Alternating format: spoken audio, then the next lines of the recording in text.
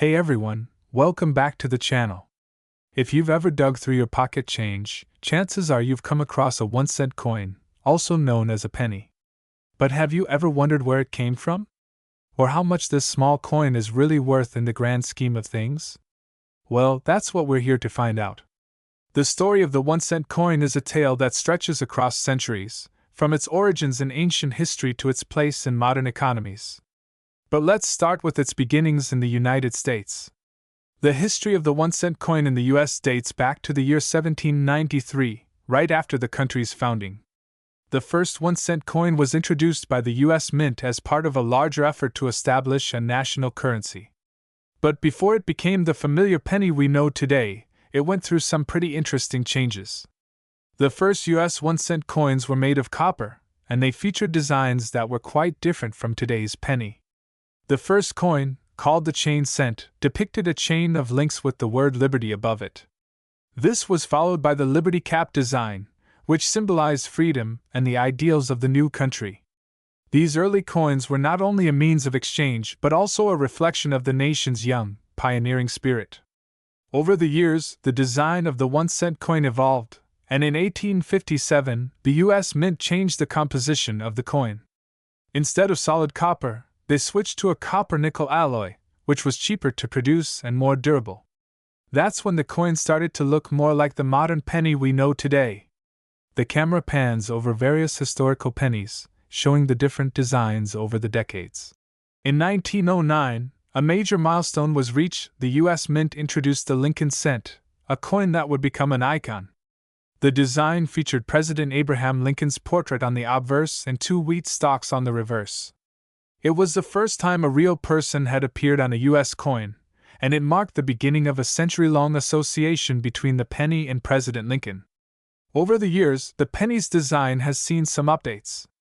In 1959, to commemorate the 150th anniversary of Lincoln's birth, the reverse was changed to feature the Lincoln Memorial.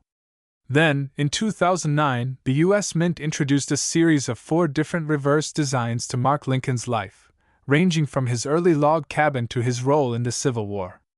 In 2010, the Lincoln Memorial was replaced by the current reverse design, which features the Union Shield, a symbol of the nation's strength and unity. This design is still in use today. So, what's the penny made of today? Well, the current US penny is composed primarily of copper-plated zinc. While it costs 1.76 cents to produce 1 penny, it's still worth only 1 cent. Yes, that means the US government actually loses money making pennies, but they continue to mint them due to public demand. The issue of cost versus value has sparked debates for years. Many people argue that pennies are a waste of resources, while others believe they hold sentimental value. But regardless of the cost, the penny has remained a symbol of American currency for more than 2 centuries. But let's talk about the penny's value, both in terms of circulation and some of the rare, high-value pennies that are worth far more than just 1 cent. While the penny may not seem like much, some rare pennies are worth a small fortune. For example, a 1943 copper penny, which was mistakenly minted in copper instead of steel during World War II, can fetch hundreds of thousands of dollars at auction today. Similarly, the 1955 double-die penny, known for its distinctive doubled lettering, can be worth up to $100,000 depending on its condition. The camera zooms in on a coin collector's album full of rare pennies. Despite their low face value, pennies remain a crucial part of the economy, with over 300 billion pennies in circulation across the United States. The total value of these coins exceeds $5 billion, and while individual pennies might not buy much, together, they represent a substantial chunk of change. Pennies are still used in daily transactions, especially in small businesses, vending machines, and for making exact change. Now, with the rising costs of producing pennies and the debate about their usefulness, there's been talk about whether the US should get rid of the penny altogether. Some countries have already stopped minting low-denomination coins, but the penny remains firmly in place in the United States. So, should we keep the penny, or is it time for it to go?